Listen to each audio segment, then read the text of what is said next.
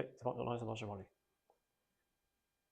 Êtes-vous à risque de chuter? Que ce soit juste en marchant durant la saison de l'été ou en hiver en glissant sur de la glace, c'est important de faire de la prévention de chute. C'est une des blessures les plus courantes qu'on peut se faire et pour autant, on a un petit test facile qu'on peut faire et vérifier si vous êtes à haut risque de chuter.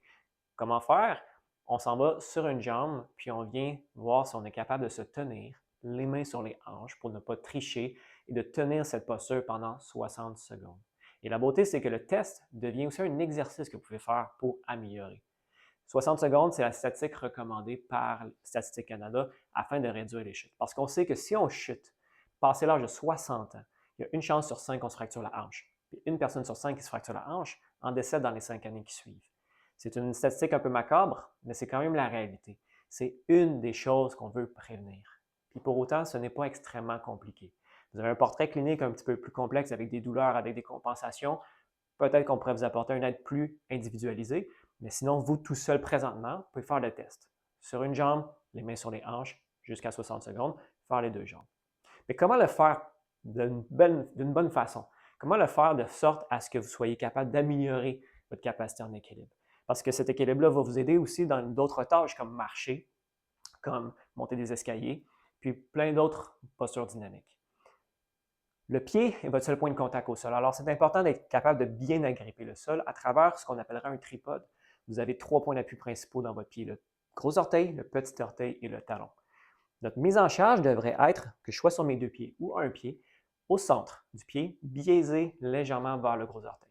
Le gros orteil étant la masse musculaire la plus forte pour venir se contrôler lorsqu'on aura une petite oscillation. Parce que sachez que qu'on soit les 2 pieds éloignés, joints, un pied en sumo, on est constamment en mouvement. Il va toujours avoir un mouvement, soyez pas inquiets, le pied va bouger, c'est normal. Mais si on est bien agrippé, on sera capable de contrôler cette oscillation.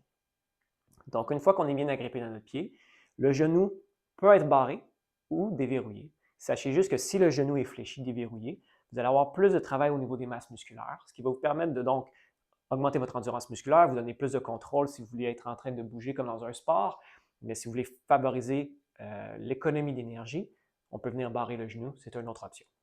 Dans le but d'améliorer votre condition physique, je vous recommande de fléchir le genou. Au niveau de la hanche, on va être érigé à travers le reste du rachis comme un fil de fer qui est tiré vers le ciel.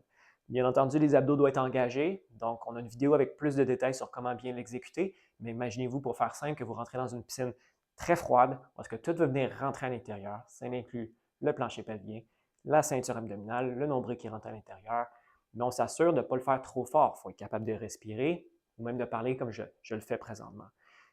On active tout ça ici, on s'assure de respirer de façon fluide et on va venir monter sur une jambe. Les mains peuvent vous aider quand on est en train de s'entraîner. On peut venir les joindre, on pourrait même tenir un bâton tel un funambule ou dans un cadre d'évaluation, les mettre sur les hanches, comme ça on est sûr de ne pas tricher. Cette technique-là, par la suite, est à appliquer pendant 60 secondes. Partez un chrono, vous devez totaliser 60 secondes. Vous perdez appui, venez reprendre votre équilibre.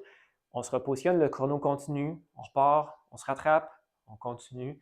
Faites un 60 secondes pour les deux jambes. Vous pouvez faire 1 à 2 séries. Si vous le faites à tous les jours, vous pouvez même le faire dans vos activités quotidiennes, vous brosser les dents, le faire en même temps, faire la vaisselle, le faire en même temps.